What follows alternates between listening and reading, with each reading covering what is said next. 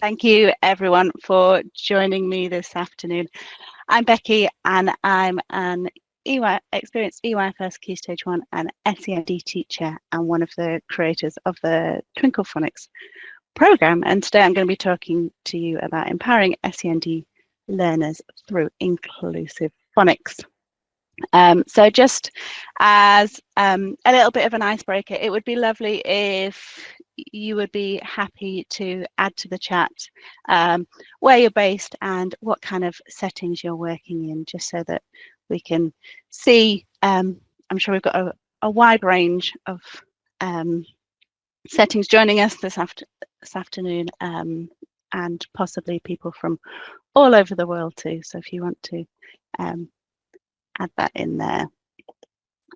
During this session, we will be covering why systematic synthetic phonics, the importance of assessment, reasonable adjustments you might want to consider, adaptive teaching for SEND learners, some of the ideas from our Twinkl Phonics schools, and we will have time at the end for questions as well.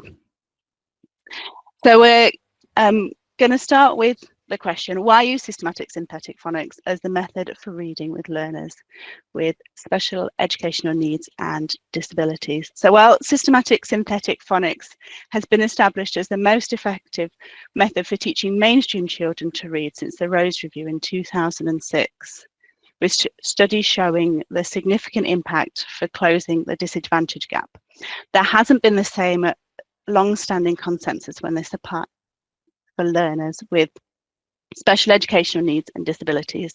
And as a result, a mixture of methods have continued to be used for the teaching of learners with SEND. However, consensus is growing with support from research that systematic synthetic phonics is also the most effective way for teaching learners with SEND. To read, and that systematic synthetic phonics, rather than the whole word approach, provides pupils with moderate to severe and complex needs the best opportunity to gain functional literacy. This does not, however, mean that it needs to be delivered in the same way as their mainstream peers. So learners with special educational needs and disabilities may need a lot more practice to secure their phonics skills and knowledge, but this doesn't mean that phonics isn't working for them. But how it's delivered needs to be considered for their individual needs. Not only is this key for these learners successfully securing their phonics knowledge, but also for their motivation to learn to read. A learner with SEND who receives phonics instruction at an incorrect level or method is significantly more likely to be disengaged with learning and feel disempowered in the process of learning to read, and therefore not achieve the level of reading that they need to in adulthood. Therefore, breaking the learning down into smaller, more manageable steps, overlearning and bite-sized times of learning need to be considered to ensure that learners with SEND feel success in their phonics learning. So let's briefly take a look at SAPPIN, the first 6 GPCs of level 2. The reason GPCs are not taught in the order of the alphabet, A to Z, but instead in how common the letters are used in the English language, means that with only the knowledge of these 6 sounds, many small words can be made to enable learners to practice the skills of blending and segmenting. Every new sound added increases the world of words learners are able to access and find success in reading and spelling. You might want to have a quick go now at thinking about how many words you can make with just these 6 letters. And you might be surprised at the quantity of words that you actually end up making.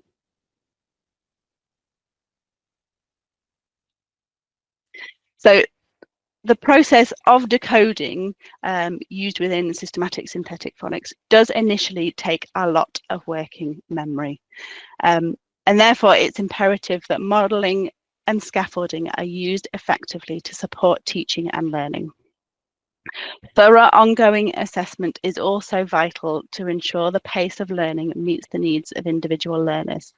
This may be through daily targeted interventions to ensure that the daily teaching is secure for them as individuals so that they can maintain the pace of learning with the content being taught alongside their peers, or this may be through personalised adaptations to pace and style of delivery, depending on those learners' needs.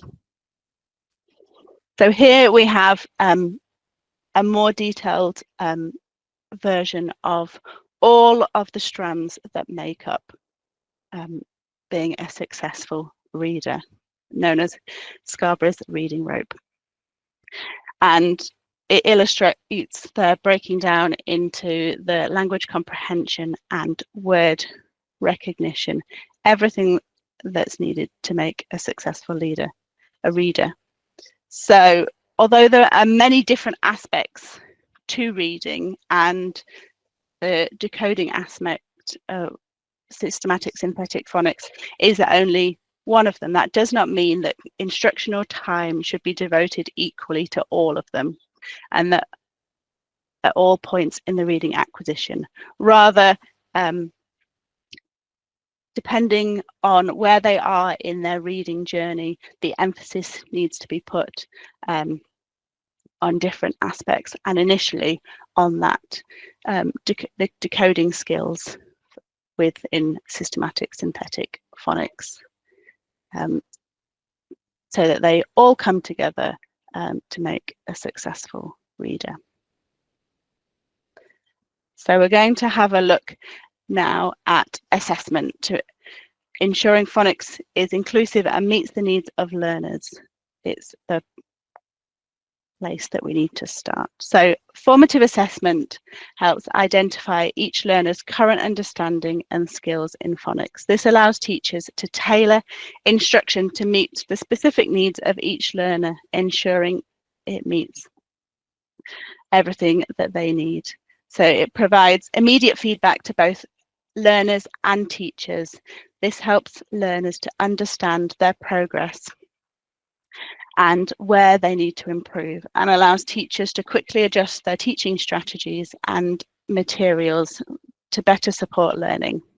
Where learners see their progress and receive feedback, they can recognise their own success and are more likely to stay engaged and motivated. Knowing that their efforts are being recognised and that they are making progress can boost their confidence and interest in learning phonics. Formative assessment opportunities are available in all the Twinkl Phonics resources. On the activity cards, the lesson presentations and the planning here are just a few examples. They have assessment question prompts and questions for you to review with the children to ensure their ongoing success. So while formative assessments guides the day-to-day teaching, summative assessment provide insights into the overall effectiveness of the strategies used throughout the learning journey. This helps you to make informed decisions about resource allocation and teaching methods for future instruction. Summative assessment establishes benchmarks for student performance, which can be used for comparison across different groups, schools and districts. This benchmarking helps to identify best practice and areas needed for improvement. There are a wide range of summative assessment resources available in the Twinkl Phonics programme. You've got the end of level assessment packs, there's intervention assessment packs as well for those children who are targeted by interventions, and a range of assessment spreadsheets that can support you with analysing that data as well. In addition to that, there are PowerPoint materials that can be used instead of printing off resources, and they can be used alongside the assessment companion pack.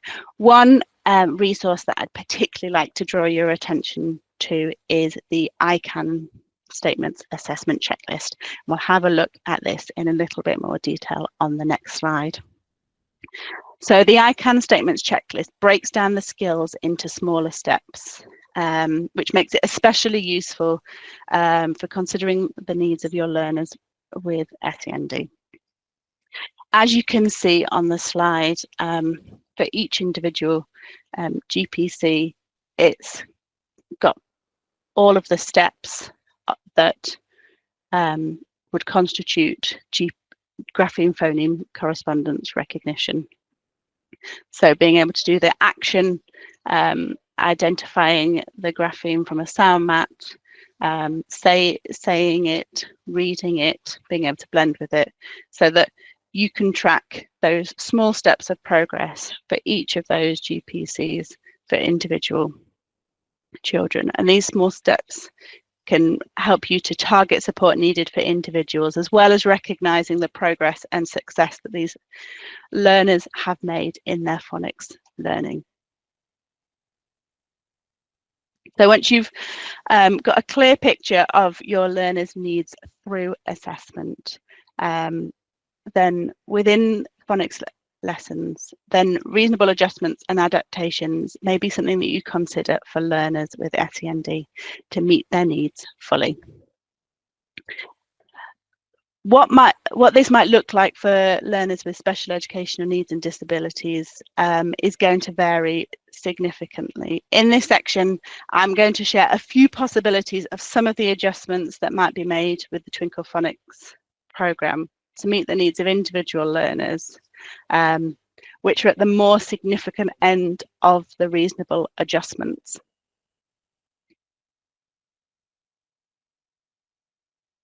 So firstly, let's consider the progression. Phonics instruction needs to be precisely matched to children's current attainment, and progression should go at their pace so that they become secure in their learning before moving on, so as not to develop gaps in their learning. If changes to the pace of progression are made, the progression itself should continue to stay systematic. So here we have the normal progression for level 2 set out in the Twinkl Phonics SSP program. And below we have a possible progression that you might consider for some learners.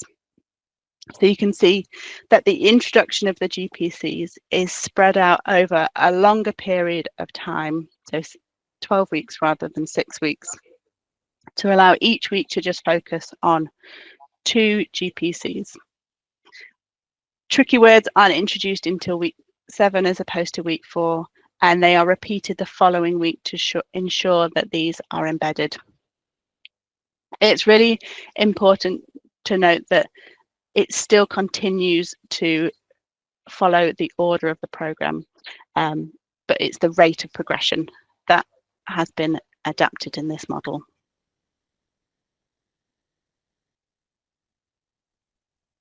So after considering the overall progression of the phonics teaching and learning, something that you might want to consider is the adaptations to the structure of a week of learning to allow more time for consolidation and building of skills. So here we have a model that shows a possible structure that you might use if you were teaching 1 GPC throughout a whole week. This structure might be suitable for learners who need short bursts of phonics instruction as well as repetition and overlearning.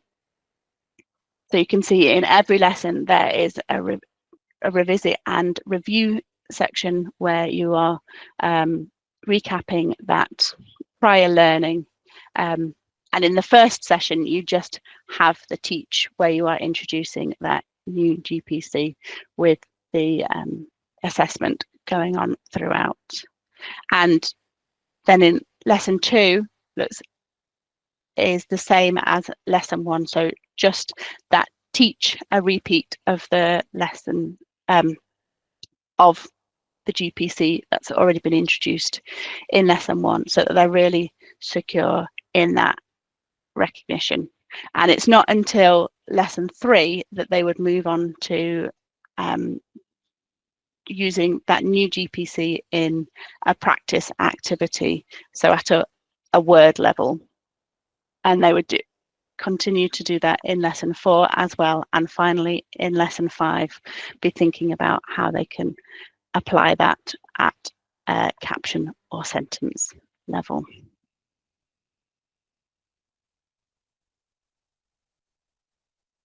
One of the other considerations outlined in the reading framework is the level of stimulation for learners with SEND.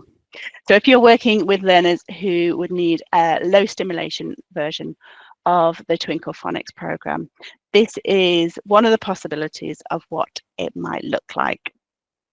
So you can see here that the main resources that have been identified are all from the supporting resources section of Twinkl Phonics, but they're used to develop the same skills as the activities outlined in the lesson PowerPoints. So it's important to note that a low stimulation adaptation of the lesson doesn't need to not include Kit and Sam's adventures. The story-based approach offers significant value in the retention and engagement of learners, but the delivery of it might need to be adapted depending on their needs. It could be used at the beginning of the session as a hook into the learning, or at the end for consolidation and reinforcement, or if appropriate throughout, but using these physical resources for the activities alongside them. So rather than, in this model, rather than using the lesson PowerPoint for the whole session, you, in the revisit and review, using the physical flashcards to recap those previously taught GPCs when introducing the new GPC, using a large version of those flashcards with the mnemonic there, and still following those steps of practicing the letter formation, doing the action and saying the sound. And then for the practice section, rather than doing the activity within the PowerPoint, doing applying the same skills, but using some of our printable flashcards there, and for the apply section, some dictation captions, which could be used for reading or writing, depending on the focus of that session. So still using all those same skills, but doing it in a more low stimulation way. Another model that you might want to consider is a kinesthetic model. So these activities could be used alongside the lesson presentation, but the adaptations made to make it even more physical. The Twinkl Phonics program does take a multisensory approach, so there are physical elements to it already, but this just enhances that. So for the revisit and review, you might consider using the large flashcards, potentially having them in different parts of the space that you're learning in, so that the children move around it to recognise those previously taught GPCs. For the teach section, adding in some large tracing or the modelling dough mat, so there's a physical element to them, making the letters or writing the letters on a large scale, as well as using the actions and the mnemonics to combine.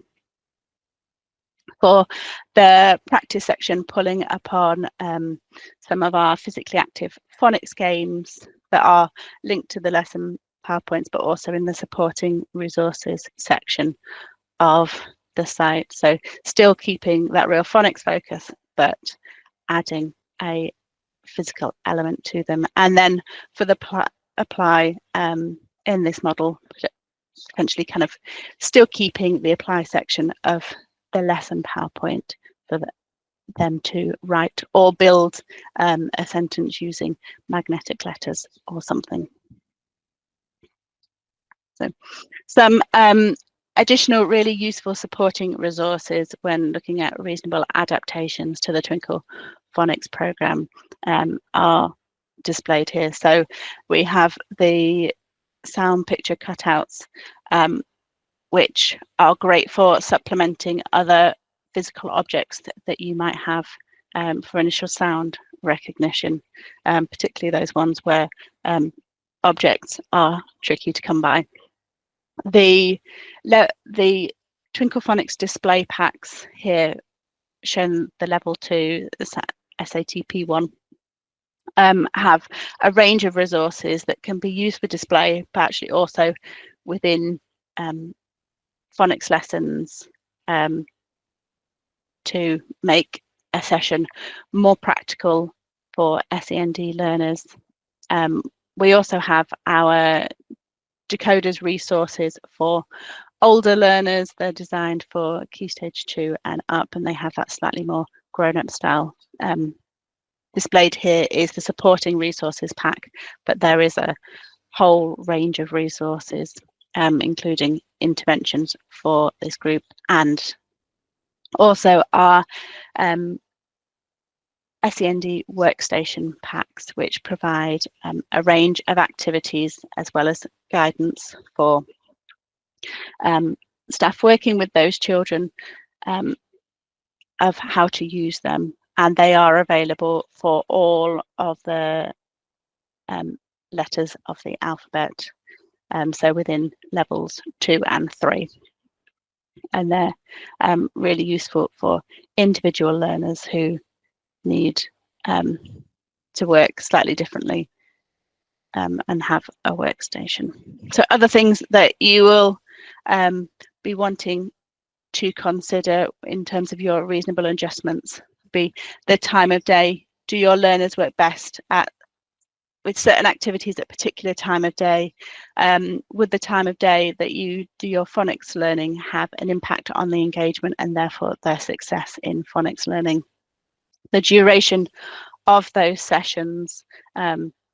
The reading framework outlines that they should be doing around an hour a day of phonics, but that might not be appropriate for all of your learners. And so thinking about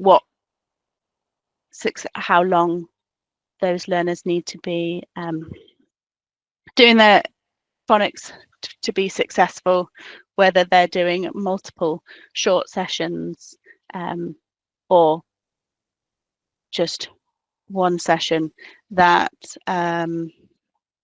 they can focus in, and also staffing, because a lot of these things require additional staffing to meet their needs and when you have access to them. So if you are making reasonable adjustments and adaptations to the program, then you might find the editable planning template particularly helpful. It continues to have the 5-part structure of a phonics lesson, and it has this fidelity checklist that you can use to build your personalised lessons for your learners with SEND, and guidance on how you can ensure that you're continuing to have fidelity to the program while meeting the needs of those learners. So let's move on now to talk about adaptive teaching. So learners with special educational needs and disabilities covers a diverse range of learners, and some of those learners will need an individualized approach to phonics, but others will need an approach that adapts to their needs within a whole class setting. And for those learners, an adaptive teaching method might be more appropriate. So what is adaptive teaching? Adaptive teaching is about being responsive in the moment and adjusting your teaching to match the learners' needs. Adaptive teaching focuses on the whole class rather than groups of learners in preset groups. This method sees the same lesson being delivered to all, but using scaffolds and in-the-moment adaptations for those who are identified as needing it. Initially, scaffolding might be quite intensive, but the goal is to remove them gradually. It's an instructional approach that adjusts the content pace and learning strategies based on the individual needs of each learner in the moment and doesn't make presumptions about the learners.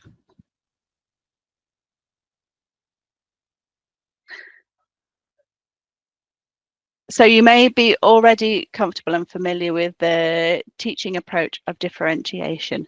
This method sees practitioners planning in advance for multiple activities and groups within the same lesson. Speaking from experience, this can be incredibly time consuming, and more recently it's been suggested that children's expectations were lowered and when they weren't being exposed to other content or challenged once they had completed their activities. It has also been thought that using differentiated groups can result in groups remaining fairly static for extended periods of time. So unlike the differentiated teaching methods, adaptive teaching is flexible and responsive in the moment. It doesn't limit the learners and allow them to become more independent and responsible for their learning journey, giving them a choice of scaffolds and resources to support them. So adaptive teaching provides equity within education. It helps ensure all students have the opportunity to succeed regardless of their start point. So let's take our class here, which is made up of our wonderful students all coming to our lesson, and we have the same learning outcome for them in mind. From our teaching experience and our readily available and easy to access scaffolds, we have the chance to offer our students our toolkit as and when they need it. We can identify areas of difficulty in the moment and select the tool from the toolkit which will support that child to meet the objective in the moment. Adaptive teaching is flexible and responsive, and the aim is to encourage independent learners so that there will eventually be no need for scaffold and more independent use of them. So these are just two examples of how adaptive teaching might look in action in your environment. So a more multi-sensory approach and some scaffolding techniques. So when it comes to visuals, you might consider things like letter cards, mnemonics, presentations, using the songs and rhymes and oral repetition for the auditory, and alternative multisensory activities for the kinesthetic. In terms of scaffolding, using modelling to demonstrate the sounding out of words, and having the sound mats to scaffold their learning. So it's not an exhaustive list, but we still recommend, and we would recommend you using your own knowledge of your learners to inform your practice. For example, rather than using the songs, you may choose to use our concept videos, whatever works best for you and your learners. So it's really important when planning a phonics activity that you consider the variety of skills needed for each step and how you will support and extend this. We ensure that we are aware of the cognitive load and don't overwhelm our learners.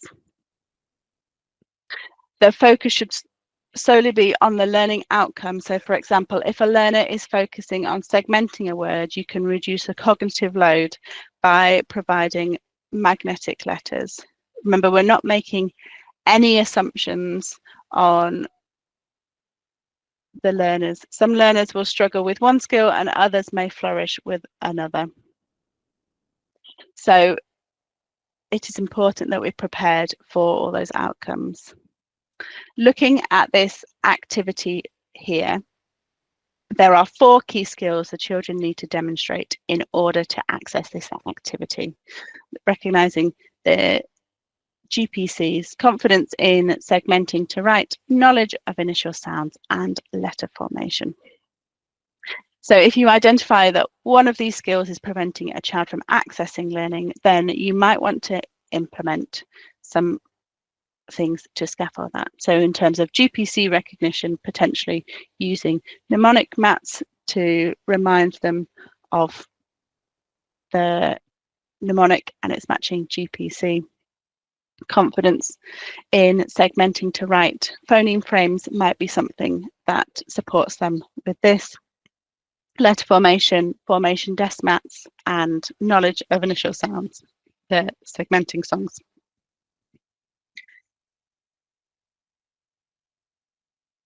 So there's a wealth of resources within Twinkl Phonics to support with adaptive teaching. Here is just a small selection of the things that you might consider as part of your toolkit. These lanyards are great for teachers to have, but potentially also for students to have access to if they want to quickly be able to identify the GPC and its corresponding mnemonic, and they could be used as an alternative to phoneme fans as well, which are also showed there.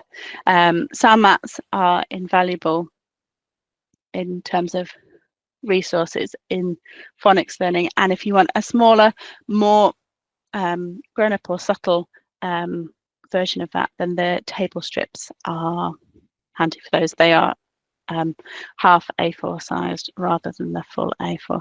Magnetic letters facilitate children who can struggle with the formation of letters and those fine motor skills, but still allowing them to have success in spelling out words, and much loved phoneme frames supporting with that the structure of segmenting a word for spelling. So you might be wondering, well, I have a whole class of learners, so what would this look like? You will be doing this in so many ways already, and you know your children best, and you have the best judgment and knowledge of your learners.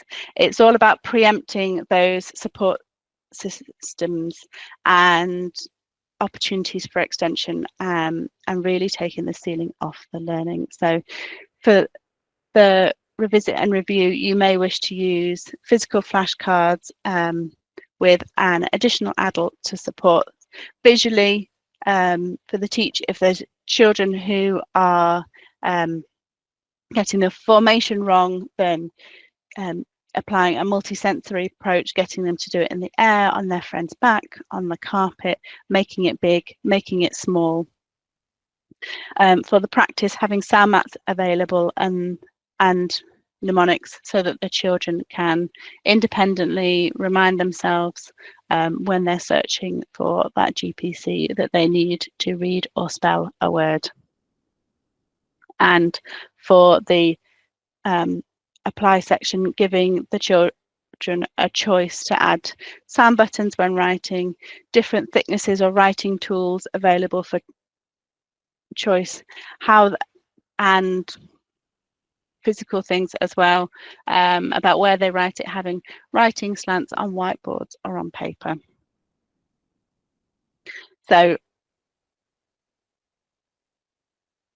thinking about all of those things when you're planning your lesson, the individual needs of children, and having those things on hand for you to access.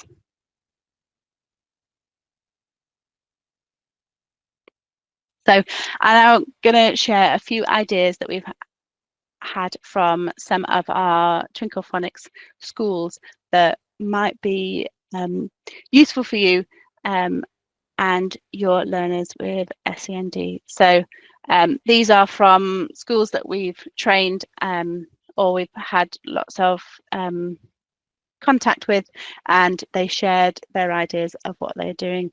So one school has been adding the symbols to their presentations, so keeping those other things that they're using throughout the day in terms of communication and expectations, and bringing them into that Twinkl Phonics PowerPoint, so that there's that maintenance and consistency of approach across all of their learning.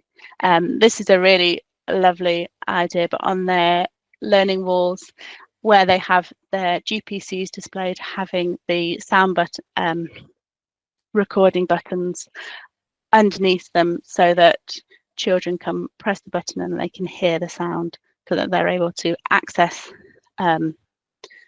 those displays and use them in a really active way.